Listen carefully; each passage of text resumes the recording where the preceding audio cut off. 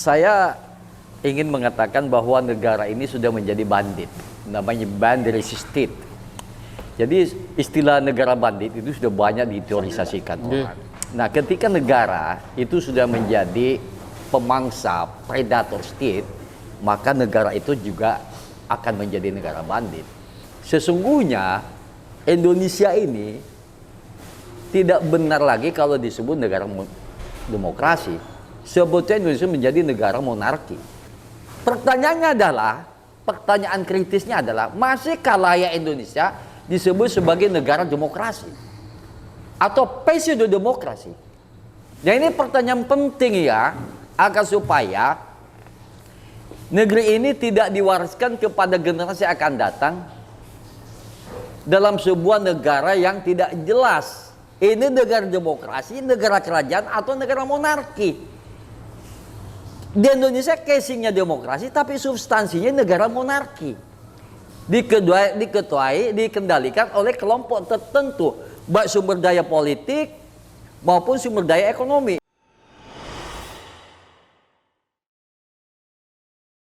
Assalamualaikum warahmatullahi wabarakatuh. Selamat sore. Kita hari ini tepat hari Rabu, tanggal 27 November tahun 2024. Hari bersejarah di Indonesia, sekaligus juga di daerah kita di Kalimantan Selatan. Hari ini kita dadakan nih kan, setelah tadi melaksanakan kewajiban sebagai warga negara, setelah menyelesaikan pemilihan tadi ya, setelah kita menusuk tadi, nah kita secara dadakan berkomunikasi, lalu kita memutuskan untuk hari ini kita berjumpa dadakan dalam acara seperti biasa, bincang apa saja. Tempat kita saat ini di Siabasa, pangkalan kita yang sering di SMKP di Jalan Pramuka dengan sajian lempeng khasnya. Nah, kemudian hari ini kita di acara JR News TV ini kita akan memperbincangkan mengenai suasana dak-dikduk di hari ini. Karena kan hari ini tadi hari pemilihan, kemudian insya Allah malam ini nanti akan kelihatan siapa sebenarnya yang kemungkinan menjadi pemimpin-pemimpin di Provinsi Kalimantan Selatan. Saat ini kita bersama seperti biasa ada Prof. Wahid, ada Prof. Hadin, kemudian ada ini kebetulan beliau Ustadz, aktivis, Ustadz aktivis, ketemu di sini. Nama beliau adalah Abdullah atau Ustadz Agung ya? Abdullah Agung. Apa kabar? Alhamdulillah baik. Sering kesini? Baru pertama. Pertama kita, alhamdulillah kita pertama ngumpul ngobrol sekilas. Alhamdulillah kita berterima kasih kepada beliau siap untuk bergabung bincang apa saja di hari ini. Ini mungkin kita ini Pak Wahid ya, hari ini banyak yang dak-dikduk nih kan. Ada 3 nih sebenarnya yang menarik kalau di Kalimantan Selatan nih Pak Wahid. Pertama di persoalan kepala daerah, gubernur ya, kan cuma ada 2 calon tuh kan. Yang kedua di persoalan di Kota Banjarbaru yang hanya ada 1 calon melawan calon bayangan, yang calon bayangan itu tidak punya hak untuk dipilih. Artinya kalau dipilih dia menjadi suara tidak sah. Kan seperti itu ya Pak Prof. Hadin ya. Nah, kemudian yang berikutnya mungkin kita mengambil karena kita berada di Kota Banjarmasin, kita coba membicarakan mengenai apa yang terjadi di Kota Banjarmasin terkait dengan pemilihan wali kota. Ada 3 calon itu kan. Nah, kelihatannya agak ketat kemarin Pak Wahid ya, pantauannya agak ketat ya Pak Wahid ya. Jadi nanti kita bincangkan itu. Pertama kita ke Prof. Hadin dulu sebagai yang paling senior dan tokoh kita yang paling inilah. Pak Prof. Hadin, ini 2 nih sebenarnya. Pertama yang paling krusial di gubernur. Di gubernur kan persoalan pemilihan gubernur dan pengaruh misalnya kasus yang sebelumnya itu OTT KPK, apakah itu ada punya pengaruh? Sebab berdasarkan data yang tadi kami pantau, posisi 01 itu leading sangat jauh, bahkan di atas 70%. Tapi memang belum final sih. Nah, itu seperti apa Prof. Hadin melihatnya? Kemudian persoalan di Empo-nya di Banjarbaru juga posisi yang memilih yang tanda kutip bayangan itu juga cukup tinggi gitu. Ini bagaimana nih Prof. Hadin melihat ini? Jadi hari ini satu momen lah bagi rakyat Kalsel ya, mengekspresikan perasaan mereka yang selama ini terpendam. Nah, jadi ekspresi itu memang kalau diungkap pada hari-hari biasa, sebagian orang ada yang takut, ada hambatan-hambatan, Ada yang galau gitu. Nah, dari angka-angka itu kita sudah paham. Nah, dari angka di provinsi lah yang gubernur, angka yang di wali kota. Nah, ini menunjukkan bahwa masih rakyat itu sebetulnya mendambakan sesuatu yang yang baik lah, yang lebih mengayomi lah bagi dirinya. Nah, bayangkan kan dari kasus gubernur kan, saya lihat memang sudah menurun tensi 01 itu menurun, tidak segencar dan dari awal kan, tapi angka seperti itu. Nah, jadi ekspresi rakyat itu memang dia tidak suka sesuatu yang menurut dia yang tidak baik itu tidak kurang suka. nyaman gitu, membuat mereka kurang nyaman ya. Bahwa kepemimpinan seseorang yang susah diungkapkan, pada saat berkuasa dia tidak mampu mengungkapkan. Inilah momennya. Ya, artinya rakyat saat ini menyatakan bahwa mereka tidak sejalan dengan model-model yang seperti Nah, itu. dengan angka dia, Dengan angka. kan lebih gampang daripada ucapan bisa ditafsirkan macam-macam. Nah, begitu juga dengan kasus Banjar Baru ini paling menarik, Banjar Baru nih. Jadi kekhawatiran itu muncul ketika gencar gencar kampanye ya untuk. Nah, kalau kita mengikuti Undang-Undang 10 2016, itu agak riskan kan. Lalu kekhawatiran itu kemungkinan ini, dibantu oleh KPU pusat. Padahal kesalahan itu kan mereka, artinya kan kalau dia menusuk yang dua cacat dan batal kan? Iya, batal. Nah, kenapa jadi surat suara tetap ditampilkan yang ada gambar nomor 2 kan? Kan harusnya mengantisipasi begitu ada pembatalan. Berarti kosong aja di situ, tidak ada gambar Nah, siapa-siapa. maksudnya bisa diperbaiki karena waktu 22 hari. Ya, setelah pembatalan. Pembatalan. Kan mencetak kartu suara kan cuma 3 hari. Iya. Tapi dibiarkan. Lalu dengan peraturan menyalahkan orang yang menusuk kan kemarin dianggap bahwa gambar yang 02 ini dianggap kotak kosong kan? Ya, gitu. kotak kosong. Nah, tiba-tiba keluar peraturan bahwa kalau mau menusuk 02 cacat kan? Ya. Nah, ini paling aneh di dunia gitu kan? Artinya, dia yang bersalah, dia yang menghukum. Ya. Nah, itu jadi macam-macam lah orang berusaha untuk mencapai sesuatu. jadi Pak Prof Hadi dia melihatnya kalau misalnya dalam nanti hasilnya ternyata misalnya cukup banyak suara yang memilih yang tidak sah tadi, yang misalnya harusnya kotak kosong menjadi hanya gambar yang masih terdahulu ya berarti ya. Nah, kalau artinya kan seperti itu bagaimana potretnya tuh? Kalau misalnya ternyata nanti berimbang suaranya atau seperti apa? Jadi kalau ada yang memformulasikan lah yang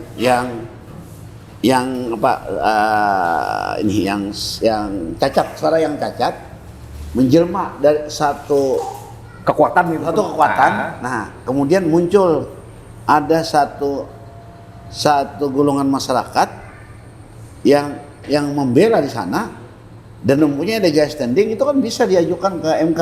Oh, seperti itu ya. Sebagai PHPO kan, perselisihan hasil. Artinya masih ada bentuk perlawanan yang harus ditindaklanjuti oleh masyarakat yang memang tidak sepaham dengan apa yang telah diputuskan oleh para penyelenggara. Jadi masih tersedia upaya hukum untuk menyatakan ketidaksetujuan setujuan apa yang dilakukan KPU hari ini. Artinya sekarang ini dengan misalnya ada komposisi suara yang cukup besar misalnya yang tidak sah, maka itu sebenarnya representasi awal dari perlawanan masyarakat seperti itu mungkin ya. Ini bagaimana Prof melihatnya nih? Wah, mungkin Prof. Haid bisa memberikan gambaran mengenai apa yang terjadi sebenarnya di Kalimantan Selatan, terutama di persoalan pemilihan kepala daerah, gubernur, kemudian masuk ke dalam kasus di Banjarbaru. Nanti kita penutupnya baru di kampung kita lah, seperti itu. Oke. Assalamualaikum warahmatullahi wabarakatuh. Selamat sore pemirsa JR News TV yang selalu hadir dalam labirin dinamika politik lokal Dalam situasi genting ya. dalam situasi genting di Kalimantan Selatan.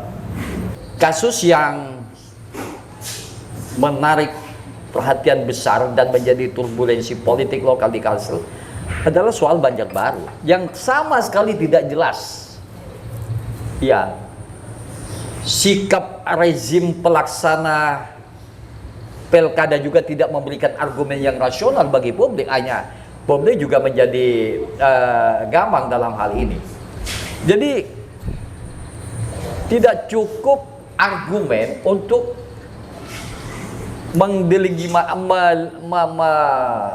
mengeliminasi seorang Aditya. Seharusnya KPU, Bawaslu itu memberikan argumen dan bisa dipahami oleh publik. Ini nggak ada. Jadi sekedar karena kekuasaan kayak polisi lalu lintas saja kelihatannya, kayak hakim, kayak jaksa. Nah, jadi sadar atau tidak sadar, mereka ini sudah merampok hak asasi politik rakyat Indonesia. Oleh karena itu menurut saya rejim pelaksana Pilkada harus diperiksa juga ini oleh DKPP. Ini saran saya. Karena Ya membuat suasana tidak membuat nyaman suasana gitu ya. seharusnya Pilkada Ya, itu langsung, menjadi adil, bebas Ya. dan rahasia segala macam. ya seharusnya Pilkada itu menjadi bergembira rakyat, tetapi dalam 1 minggu ini khusus warga di Banjarbaru dibuat pusing akibat keputusan-keputusan kontroversial daripada rejim pelaksana Pilkada ini. Iya, karena sistem demokrasi kita kan sistem terbuka. Ya, kayak pasar bebas, pasar gelap ya, dan sangat liberal, bahkan lebih liberal daripada Amerika. Nah, ini masalahnya sekarang nih. Sehingga demokrasi yang ada ini adalah demokrasi pasar gelap. Uang yang menjadi kuasa, Jadi, uang yang menjadi Uang menjadi penentunya. uang menjadi penentu. Nah, itu Nah, jadi alhamdulillah sesuai informasi walaupun ini masih prematur, tapi sudah kita prediksi bahwa Banjarbaru itu yang menang itu kotak kosong. Wah, jadi menarik ini. Yang menarik, dan ini menjadi fenomena yang menarik, dan menurut saya ada resistensi kesadaran politik, kesadaran literasi warga melawan. Seperti yang disampaikan Prof. Hadin tadi ya, Iya. ada kekecewaan rakyat, warga, lalu diwujudkan dengan melawan dengan cara seperti tadi, Iya. memilih sesuatu yang sebenarnya mereka tahu itu tidak sah. Ya, itu dia Banjarbaru. Nah, di Kalsel, gubernur, ya saya merujuk hasil survei saya di atas 70%. Quick count tadi itu sudah mendekati 80%. Iya, Ya. 75 sampai 78. Artinya apa? Masyarakat itu perlu perubahan. People need to change. Bukan lagi lo lagi Iya. melembagakan politik dinasti family. Dipikir tuh rakyat tuh bodoh terus menerus gitu ya. Jadi ini sebenarnya kalau kita melihat kasus Kalsel ini bisa menjadi contoh di nasional ya, bentuk perlawanan. Sangat bagus menjadi laboratorium percontohan politik di negeri ini kasus Kalsel. Ya, kita beri kesempatan nih, kita sudut lain lagi nih. Pak Ustadz Abdullah atau Ustadz Agung, Ya, iya, tadi kan Pak aktivis Agus menangkap sebagai Ustadz ini kan, kita mau melihat dari perspektif yang lain nih kan. Nah tadi Pak Wahid kan menyampaikan bahwa teori beliau dan bahkan teori yang lain pun menyatakan bahwa peran duit itu sangat luar biasa mempengaruhi proses demokrasi di kita ini. Kan banyak orang sudah berbicara dalam teori, artinya mulai teori politik, kemudian tapi dalam perspektif agama nih masih minim kita nih kan. Nah mungkin kehadiran beliau ini secara mendadak kita harapkan bisa memberikan gambaran apa sih sebenarnya secara aturannya dalam agama. Misalnya disampaikan Pak Wahid dan Prof. Hadin bagaimana misalnya seorang yang diberi amanah melakukan tanggung jawab sebagai pelaksana proses demokrasi, ternyata dia dengan tanda kutip tanpa didukung dengan yang sesuatu yang berdasarkan aturan, mereka memutuskan bahwa harus seperti ini. Nah, termasuk masyarakat yang artinya dengan iming-iming tertentu, lalu dia memilih sesuai dengan ya artinya wanipironya seperti itu. Itu gimana tuh Pak Ustadz? Ini sangat penting nih pencerahan kepada para pemirsa kita ini. Ya, Pak De. Ini ahli-ahli semua di sini. Kita belajar. Ini ahli dunia semua ini.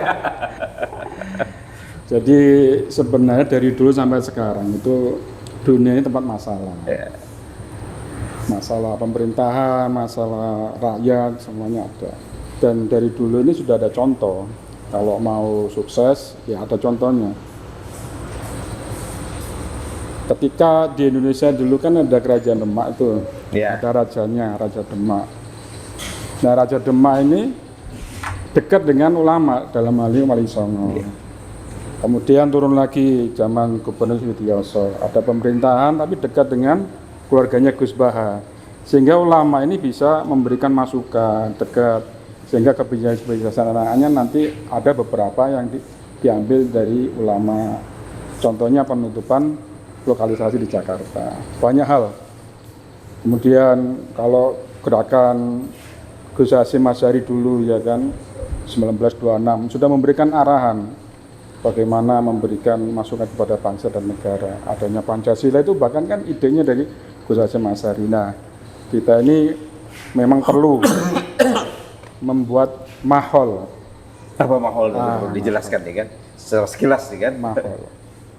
Jadi kalau ada 4 orang atau 100 orang, 1 orang yang baik, maka kemungkinan ini kan 1 orang baik ikut yang suara banyak. Nah, yang banyak yang tidak baik nih misalnya. Ya. Tapi kalau maholnya ini umpama seorang tentara polisi atau atlet yang kuat, maholnya itu di lapangan siang hari, maka dia akan pasti berkeringat karena suasananya panas. Tetapi kalau maholnya itu dingin, sejuk, maka itu akan nyaman seperti di sini kan suasana. Nah, ini dalam ini menarik nih kan, dalam konteks demokrasi kita, Ya. dalam konteks tadi yang disampaikan oleh narasumber yang seorang pakar di bidangnya ini, itu bagaimana atau melihatnya? Suasana ini bagaimana semua ulama, pondok pesantren, aktivis dakwah ini terjun langsung man to man, door to door, dari pintu ke pintu, dari setiap orang membawa orang ini kepada dituntun kepada yang hak. Umpama pilihlah, arahkanlah umat ini kepada orang yang bertakwa sehingga jelas arahnya. Nah, selama ini kan kalau hanya gambaran saja, gambaran atau tulisan, kalau sumul bukan umum familayar jiun, kalau orang itu sudah tutup, dibutakan matanya, dibutakan telinganya, maka dia tidak bisa membaca tulisan itu. Diteriakin apa saja dilakukan gitu ya? Iya, diteriakin, "Weh, itu haram," ya kan? Karena tidak mendengar, tidak didengarkan, maka bisa jadi dia Merasa melanggar. benar terus ya. Caranya gimana? Kalau umat ini mau menyeberang jalan, dia buta tuli, harus ada orang yang terjun menggiringnya, menuntunnya, menggandengnya. Ayo Pak, jalan kita. Nah, ini diarahkan. Perlunya orang-orang yang peduli kepada umat, para ulama, para ustaz, para dai-dai yang Nah, ini menarik nih kan. Ini kita Nah, sedikit buat manjur mahal. kan. Ini menarik nih Bro. Ini case nih ya. Iya. Nah, kalau kita melihat Indonesia nih ya. Indonesia ini kan 85% lebih kan muslim, Islam.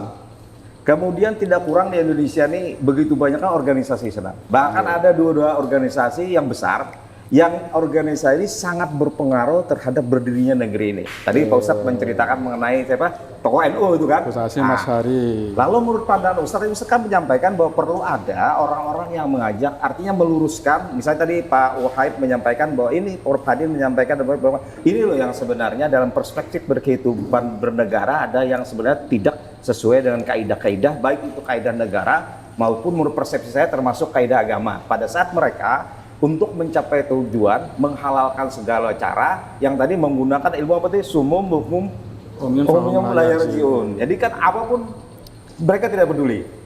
Nah, lalu menurut pandangan Pak Ustadz bagaimana sebenarnya para tokoh-tokoh ulama ini melihat itu? Karena kita sangat jarang Pak Ustadz ya menyatakan misalnya ulama itu secara tegas menyatakan bahwa yang namanya money politik, yang namanya mau bercalon itu dengan menggunakan duit yang tidak terbatas, kemudian dia membeli partai-partai segala macam, itu tidak pernah ada statement dari yang kami ketahui dari para ulama segala macam yang menyatakan bahwa itu sebenarnya perbuatan yang sangat dilarang oleh agama. Itu bagaimana Ustadz melihatnya? Karena kan kita perlu tadi kan tokoh-tokoh yang secara apa tadi istilahnya deh? Mahal itu akan menarik mereka ke suasana yang lebih sesuai dengan kaidah-kaidah agama. Itu seperti apa Ustadz melihatnya? Jadi memang umat saat ini agama seperti empat air. Semua orang perlu air, semua orang perlu agama, mesti 4 air. Kalau di zamannya Rasulullah itu hidayah seperti air hujan. Semua lahan, tanah, kena gitu ya? kena semua. Rasulullah datangi semua. Nah, ada juga sekarang ini modelnya seperti sumur. Iya. Sumur ini air didatangi timba. Umat yang perlu datang ke ulama, datang ke pondok pesantren, datang ke madrasah, menimba ilmu, datang ke kampus menimba ilmu. Nah, ada juga seperti PDAM, daftar dulu. Belum datang petugasnya bayar dulu. Petugas datang bayar lagi, yang lain pulang. Kan seperti ini keadaannya. Ya, keempat tadi ada juga seperti lautan. Lautan ini ya sungai yang bagus masuk, sungai yang kering masuk, bercampur aduk. Nah, semua ini punya andil masing-masing. Kita yang memilah. Bagaimana kita mengambil arah minimal adalah diri kita, anfusikum wa ahlinan keluarga kita. Para masyayikh, para ulama itu sudah memberikan arahan, sudah memberikan bagaimana setiap man to man, door to door ini bisa mengamalkan agama. Contohnya diarahkan setiap rumah ini hidup taklim rumah 30 menit, luangkan waktu dirinya, istrinya, anak-anaknya buka hadis Nabi, buka firman Allah, sehingga disampaikan nur kalamullah dan nur sabda Rasulullah. Hari ini kita baca buku tebel-tebel, berapa banyak kita baca, tetapi bandingan buku-buku petunjuk agama ini berapa? Ini saya ingin menegaskan Pak Ustadz nih, karena kita ada terbatas waktu, Ya, ingin menegaskan. Artinya maksud Ustadz, ini ada kewajiban tokoh-tokoh agama untuk bisa door to door dan mencerahkan masyarakat itu bukan hanya di persoalan agama saja, tapi juga persoalan bagaimana mereka bisa paham hal-hal yang tadi bisa dibicarakan. Ini kan terkait kepolitikan ya, seperti itu. Balagiwani walau ayat, sampaikanlah walaupun satu ayat. Nah, habis itu Pak Ustadz, sepengetahuan Pak Ustadz, sudahkah itu dilakukan oleh misalnya institusi keagamaan yang ada di negeri kita ini? Artinya secara apa kalau bahasa apa ya? Kafal. Nah, artinya semuanya tuh misalnya sepakat bahwa kita tahu problem kita ini. Nah, oleh karena itu kita harus bisa melakukan gerakan kolektif semuanya untuk terjun ke masyarakat dan mencerahkan mereka bahwa kondisi saat ini sudah sangat berbahaya bagi keberlangsungan masa depannya masyarakat seperti itu. Dulu Sayyidina Ali pernah ditanya kepada sahabat-sahabatnya, wahai Sayyidina Ali, kenapa zaman sekarang umat Islam ini pecah belah, bahkan bunuh-membunuh, permusuhan di mana-mana? Maka sahabat tadi yang bertanya mengatakan, zaman Rasulullah dulu itu umat Islam jaya, aman.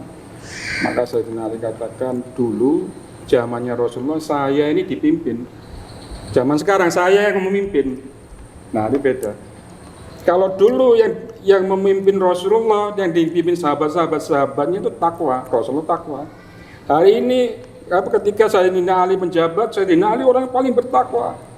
Tapi umat saat itu banyak yang belum mengikuti arahan, kurang bertakwa. Sehingga apa? Susah diaturnya.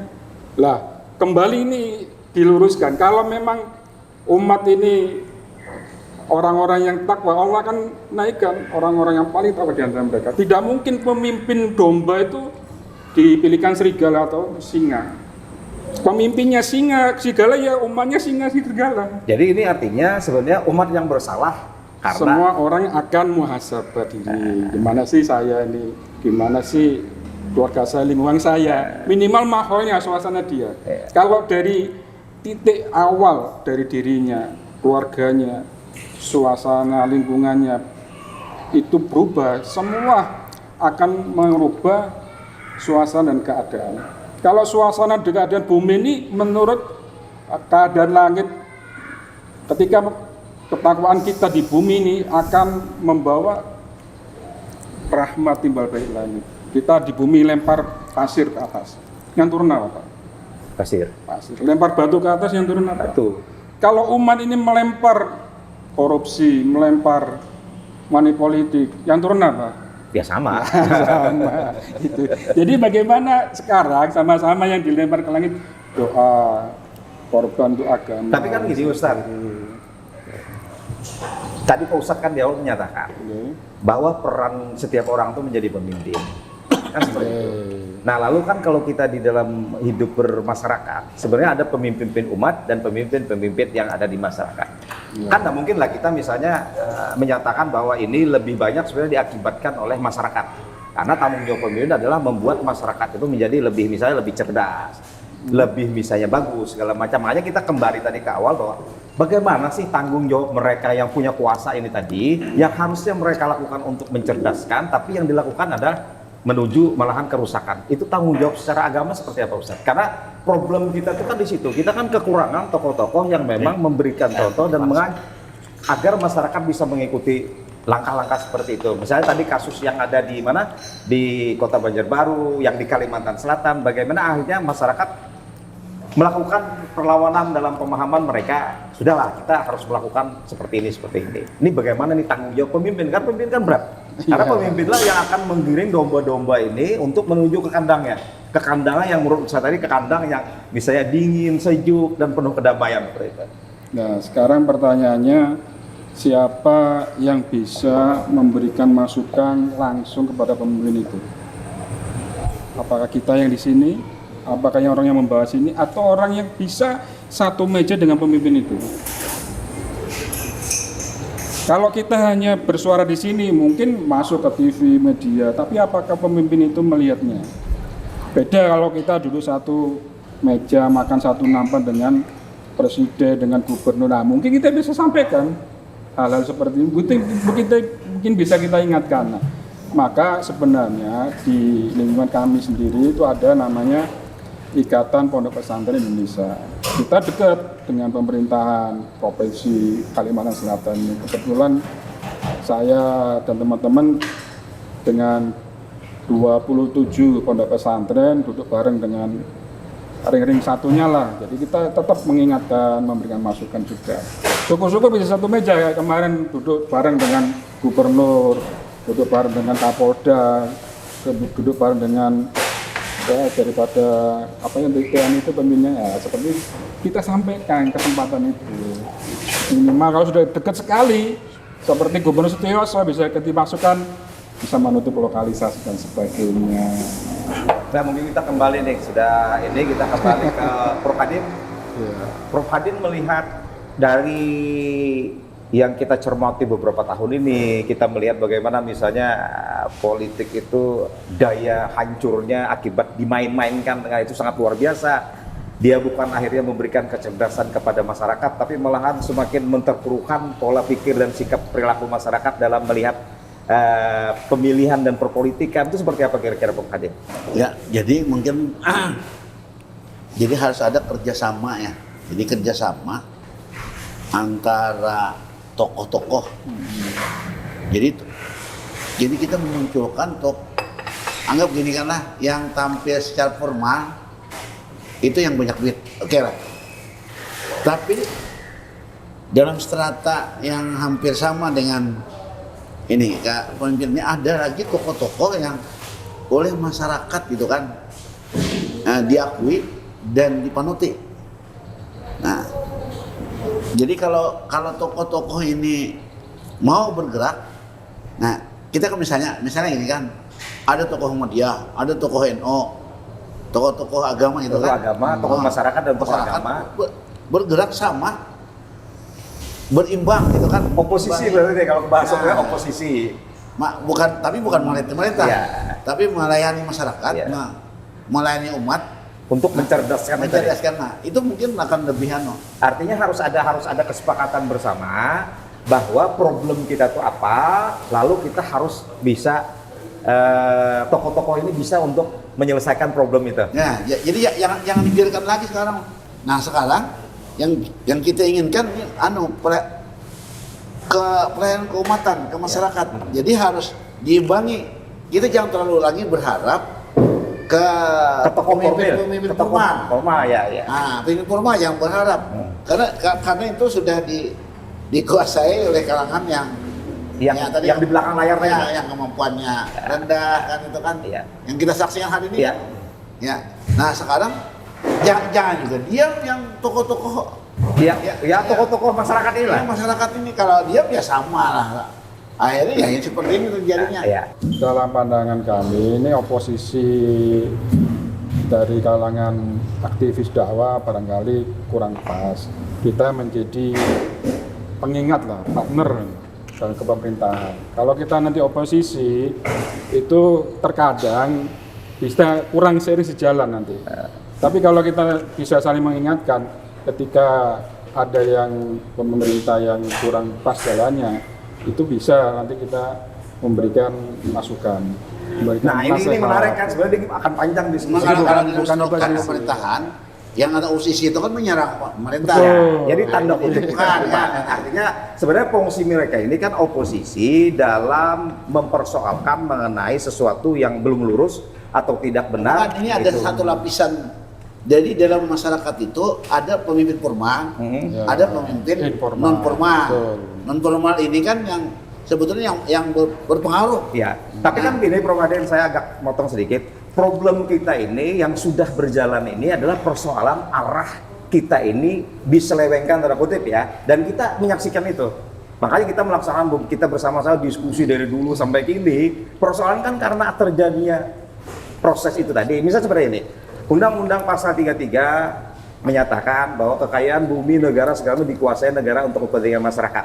Tapi kita kan sudah memetakan nih bahwa faktanya kepentingan masyarakat itu bukan menjadi yang terutama. Sehingga akhirnya kalau kita tarik lagi sejak dulu kita merdeka sampai sekarang, 10% penduduk Indonesia ini hanya 10% yang menguasai 9% hajat orang banyak.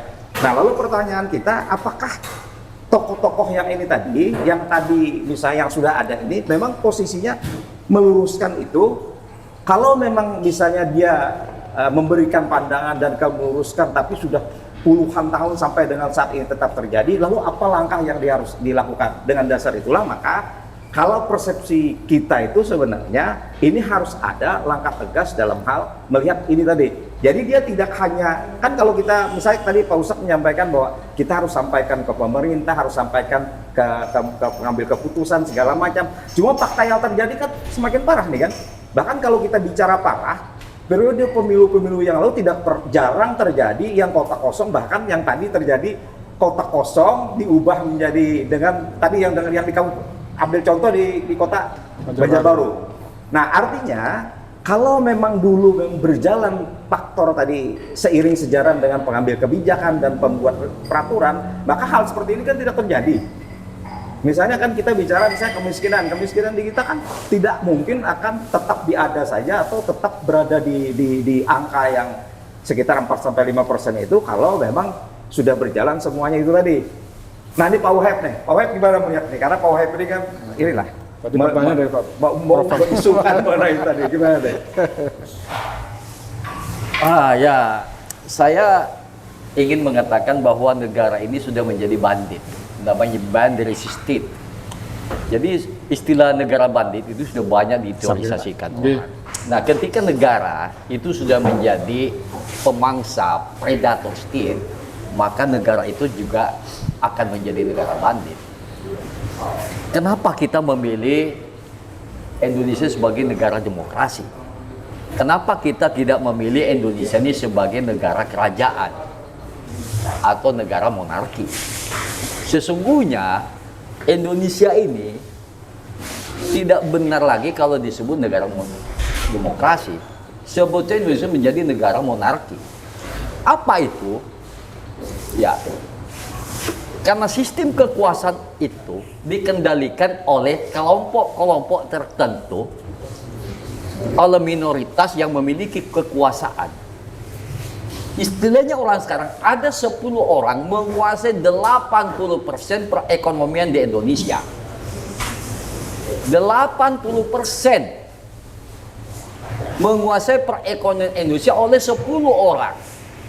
Jadi ada negara dalam negara menguasai ekonomi, automatically akan menguasai juga politik.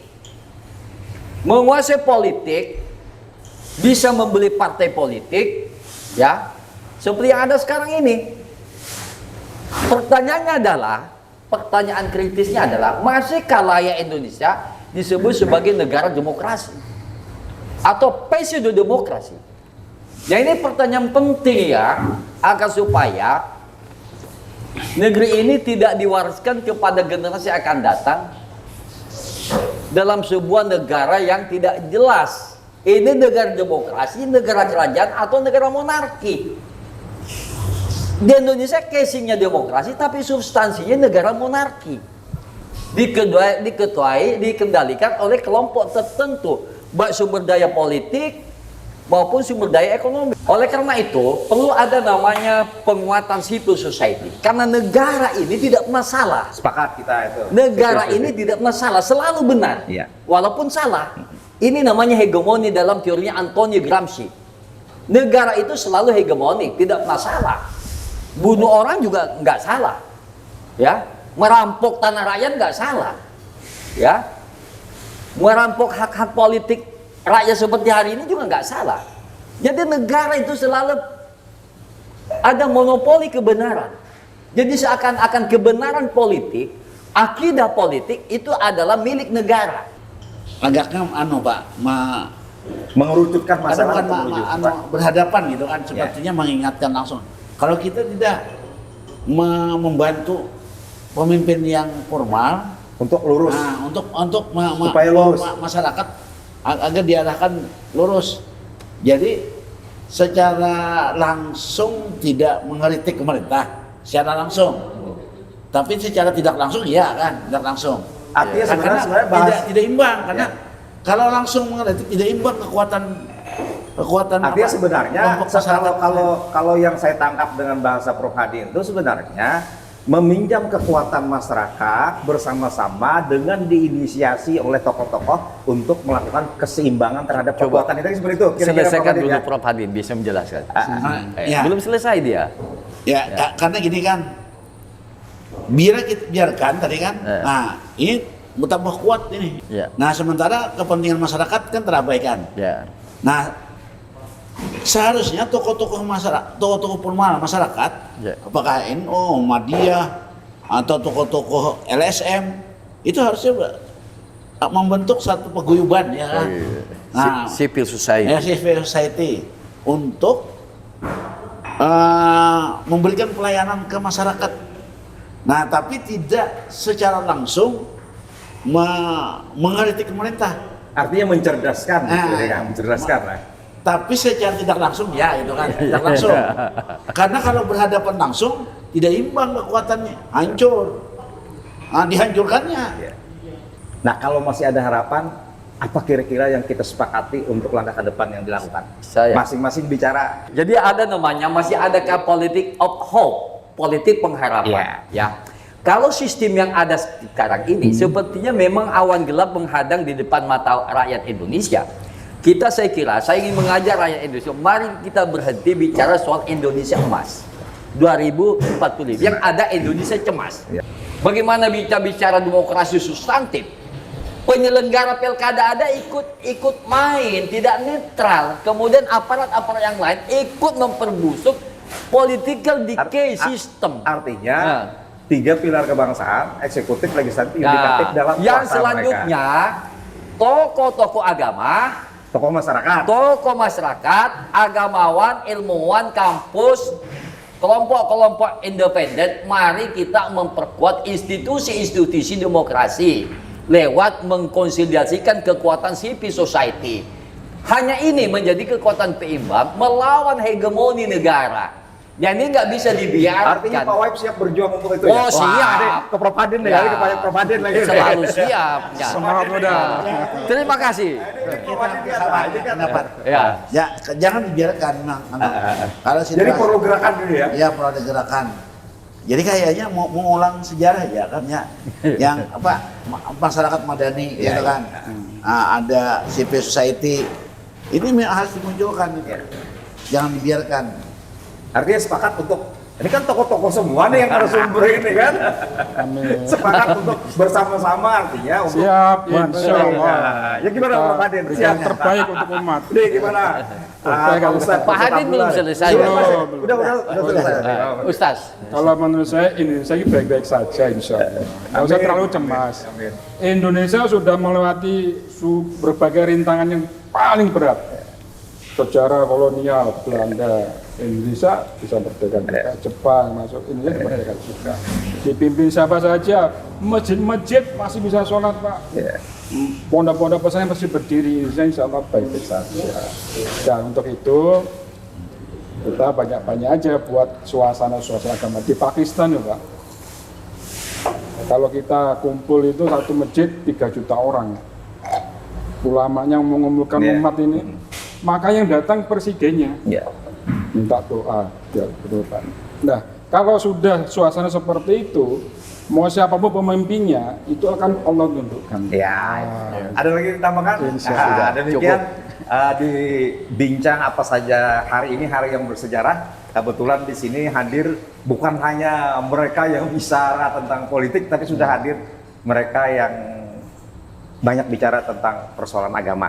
Cuma satu hal yang mendasar, kita harus ingat pesan Bung Karno bahwa kalau dulu musuh Anda itu atau yang Anda lawan itu adalah yang jelas wajah-wajahnya berbeda dengan wajahnya orang Indonesia atau orang-orang yang sebenarnya mudah kita kenali, tapi kalau sekarang ini adalah musuhnya adalah orang-orang yang sama dengan kita dan bisa saja itu teman kita, bisa saja itu saudara kita, bahkan bisa saja itu pemimpin kita.